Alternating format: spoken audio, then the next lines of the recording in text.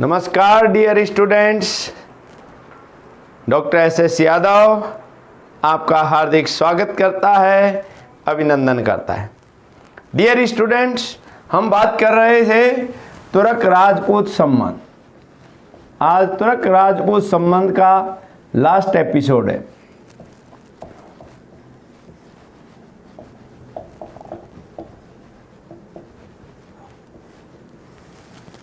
तुर्क राजपूत संबंध में सबसे पहले आपने देखा पृथ्वीराज चौहान मोहम्मद गोरी संघर्ष, फिर आपने दूसरे भाग में देखा हमीरदेव चौहान अलाउद्दीन खिलजी संघर्ष, फिर तीसरे भाग में देखा रतन सिंह अलाउद्दीन खिलजी संघर्ष, पद्मनी का बलिदान। आज है जालोर कान्हड़देव बीरमदेव अलाउद्दीन खिलजी संघर्ष।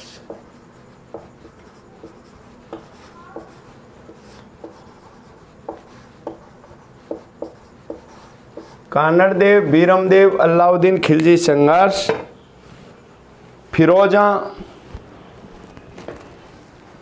फिरोजा का प्रेम प्रसंग, फिरोजा का प्रेम प्रसंग, फिरोजा बीरमदेव प्रेम प्रसंग।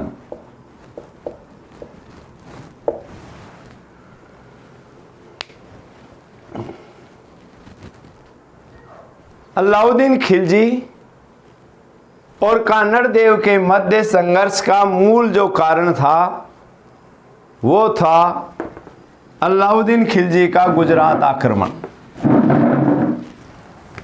अलाउद्दीन खिलजी ने गुजरात पर आक्रमण किया। गुजरात पर आक्रमण किया तो जालोर के रास्ते से खिलजी सेना गुजर रही थी। कान्हड़देव ने कहा नो एंट्री।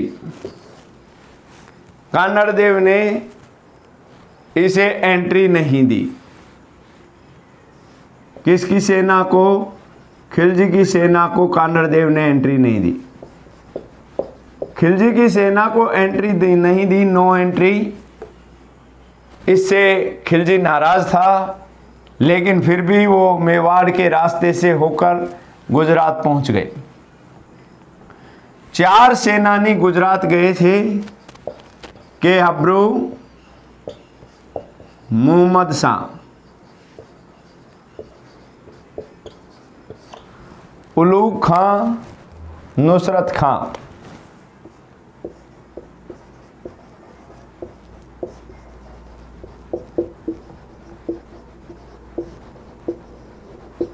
ये 4 सेनानी गए, माल के बंटवारे को लेकर आपस में झगड़ने लगे।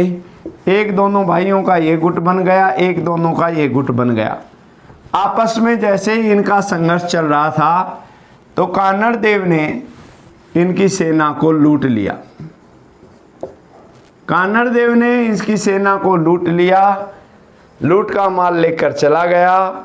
उलूग खां नुसरत खां ने अलाउद्दीन खिलजी को ये सारी बातें बताई कि अब्रू और मोहम्मद शाह ने बगावत कर दी है और जालोर के शासक कान्हड़देव ने हमारी सेना को लूट लिया है। तो अलाउद्दीन खिलजी खफा हो गया। उसने 1301 में रणथंभौर को जीता, 1303 में चित्तौड़ को जीता। चित्तौड़ जीतने के बाद आइन उल मुल्तानी को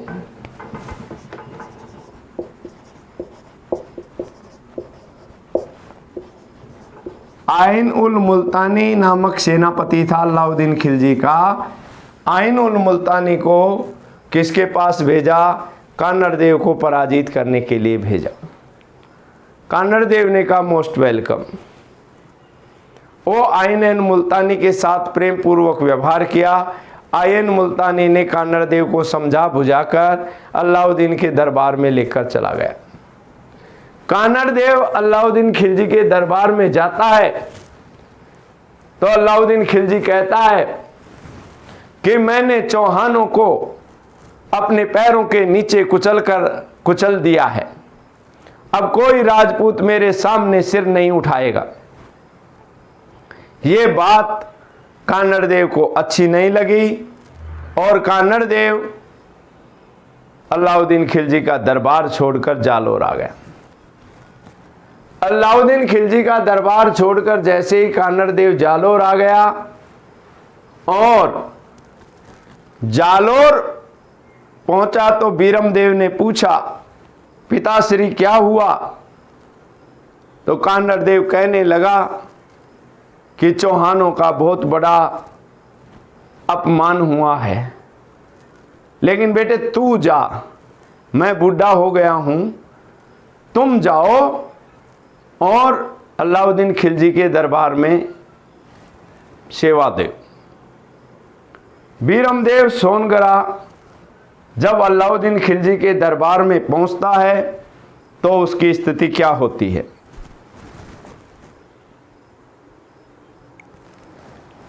बीरम देव सोनगरा जैसे पहुंचता है तो अलाउद्दीन खिलजी का ऐसे दरबार लगा हुआ है।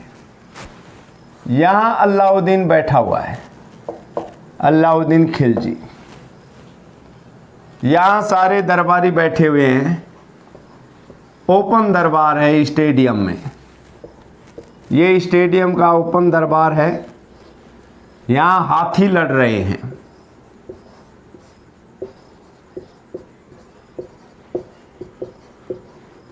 हाथी लड़ रहे थे।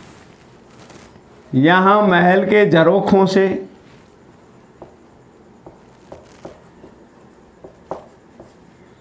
रानी महारानियां यहां महल के झरोखों से देख रही हैं। उनको खुले में तो इजाजत नहीं थी, महल के झरोखों से ही देख सकती थी। महल के झरोखों से पशु युद्ध देख रही हैं। अलाउद्दीन खिलजी भी यहां पशु युद्ध देख रहा है।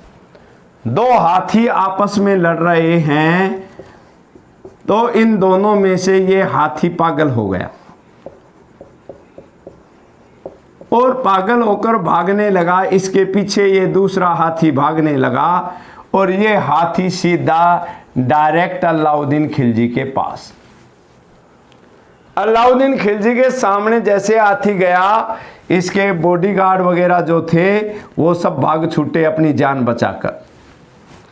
पत्थर के सिंहासन पर बैठा हुआ अलाउद्दीन खिलजी घबरा गया और इसी समय एंट्री होती है किसकी? बीरम देव की। बीरम देव यहां पहुंचता है और घोड़े से तुरंत कूदकर उसने देखा कि हाथी अलाउद्दीन खिलजी की तरफ बढ़ रहा है।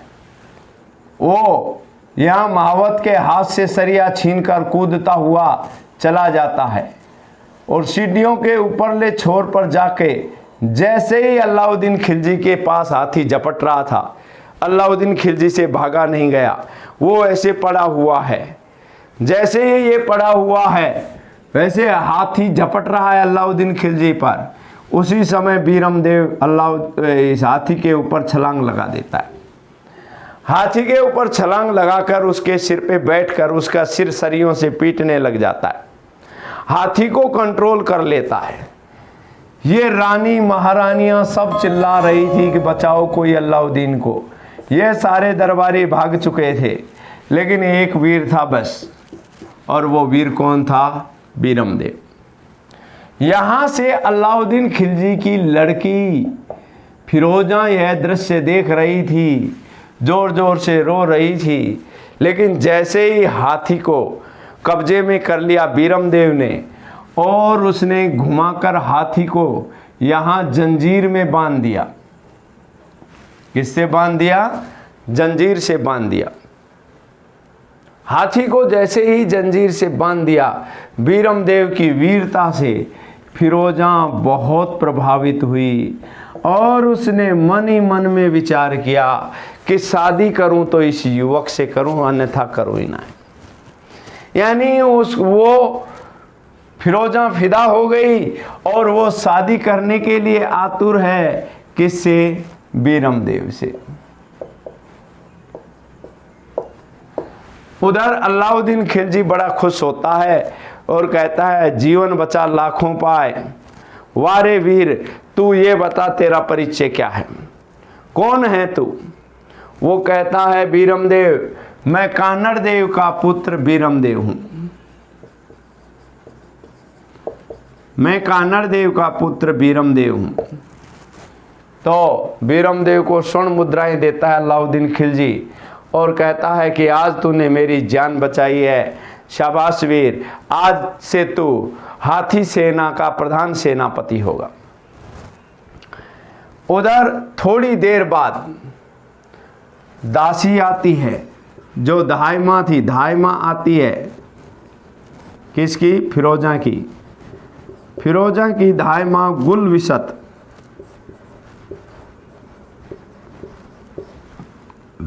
बीरमदेव के पास आकर कहती है कि राजकुमार आपको शहजादी याद कर रही है। तो बीरमदेव तुरंत भागकर जाता है और कहता है शहजादी को सलाम, आदेश कीजिए शहजादी, क्या आदेश है मेरे लिए। तो फिरोजा कहती है आदेश वादेश कुछ नहीं, हम आपके प्रेम में पागल हैं और हम आपसे शादी करना चाहते हैं। बीरमदेव सोनगरा बिना बोले यहां से निकल जाता है और फिरोजा खुश होती है कि बीरमदेव शर्मा गया इसलिए चला गया। बीरमदेव चला जाता है, फिरोजा खुश हो जाती है कि बीरमदेव शर्मा गया और वो गुलविसत को कहती है कि धायमा अब तो मेरा निकाह तुरंत कराओ, किससे, बीरमदेव से, ऐसा वीर मैंने पूरे जहान में नहीं देखा। उधर बीरमदेव उधेड़ बुन में रहता है कि अब क्या करूं, ये तो गलत फंस गया, मैंने अपनी पत्नी को वचन दिया है कि मैं दूसरी शादी नहीं करूंगा और मेरा वचन टूट नहीं सकता। फिरोजा फिर भेजती है गुलविसत, बीरमदेव को बुला के लाओ। बीरमदेव आकर कहता है देखो शहजादी, मैं आपसे शादी नहीं कर सकता, मैं आपसे किसी भी सूरत में शादी नहीं कर सकता, क्योंकि मैंने मेरी पत्नी को वचन दिया है कि मैं शादी नहीं करूंगा। जब फिरोजा ज्यादा दबाव बनाती है और बात गुलविसत किसके पास पहुंचा देती है, अलाउद्दीन खिलजी के पास।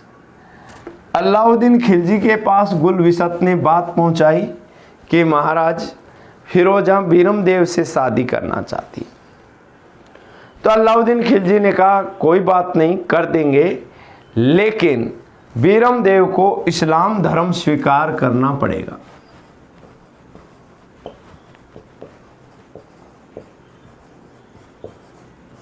तो हम बीरमदेव से फिरोजा की शादी कर देंगे। लेकिन बीरमदेव इसके लिए तैयार नहीं था और बीरमदेव कहाँ चला गया, जालोर चला गया। जैसे ही बीरमदेव जालोर गया, फिरोजा को बड़ा गुस्सा आया। फिरोजा ने फिर गुलविसत को कहा कि आप जाओ और बीरमदेव को मना कर लेके आओ। गुलविसत ने कहा कि सुल्तान अभी दिल्ली से बाहर हैं, ऐसा करना ठीक नहीं होगा।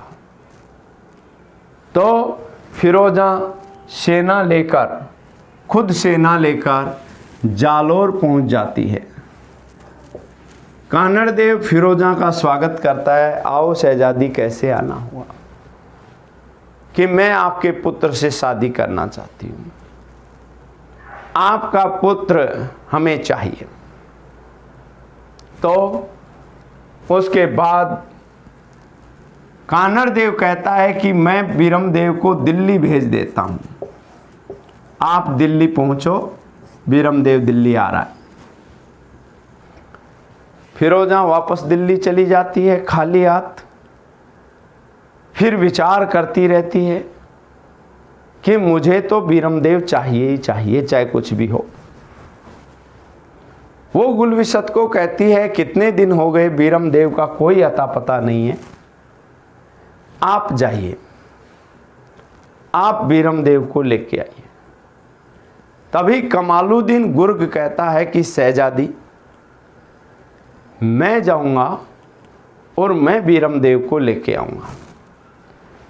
1308 ईस्वी में कमालुद्दीन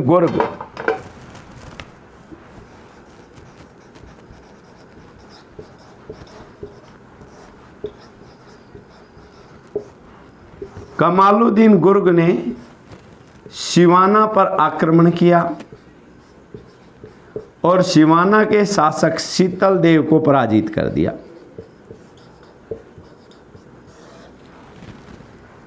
सिवाना जैसे ही जीता वैसे ही कमजोर हो गया कौन?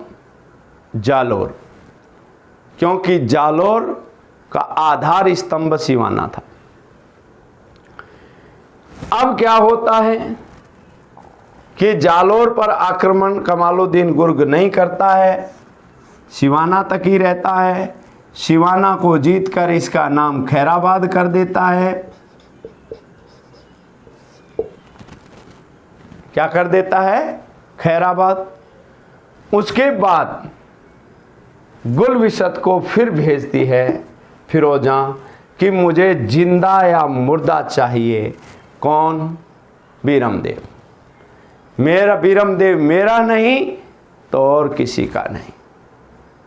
तो 1311 में गुलविसत, कमालुद्दीन गुर्ग, अल्प खां एंड कंपनी पूरी इकट्ठी होकर कहाँ पहुंचती है? जालोर। जालोर का लंबा घेरा डालने के बाद भी जालोर को जीता नहीं जा सका। दहिया सरदार ने धोखा कर लिया, अलाउद्दीन खिलजी की सेना से मिल गया। दहिया सरदार अलाउद्दीन खिलजी की सेना से मिल गया। 1311 ईस्वी में अलाउद्दीन खिलजी ने जालोर पर आक्रमण किया। कमालुद्दीन गुर्ग, गुलविसत ये सब इस आक्रमण में शामिल थे। कानड़देव और बीरमदेव दोनों लड़ते हुए वीर गति को प्राप्त हुए। बीरमदेव का शव लेकर जब पहुंचती है गुलविसत फिरोजा के पास, फिरोजा दूसरी मंजिल पे थी। गुलविसत कहती है कि फिरोजा, मैं कानड़देव को ले आई हूं।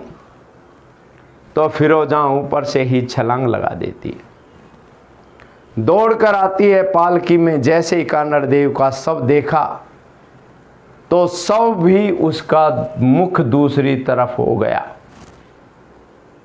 फिरोजा ने कहा, अरे जिंदा ही घृणा करता था, ये तो मरने के बाद भी घृणा करता है। और वो चिल्लाने लगी जोर जोर से और उसने आत्महत्या कर ली। इस प्रकार जालोर पर अलाउद्दीन खिलजी का अधिकार हो गया और जालोर का नाम बदलकर अलाउद्दीन खिलजी ने जलालाबाद कर दिया।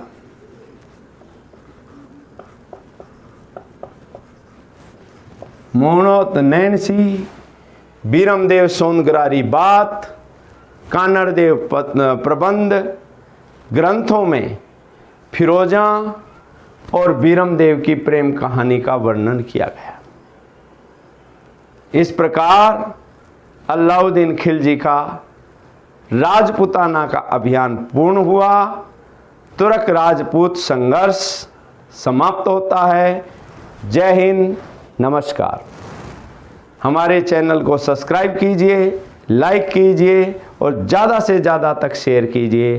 जन जन तक शिक्षा पहुंचाना, जन जन तक निःशुल्क शिक्षा पहुंचाना हमारा उद्देश्य है। नमस्कार।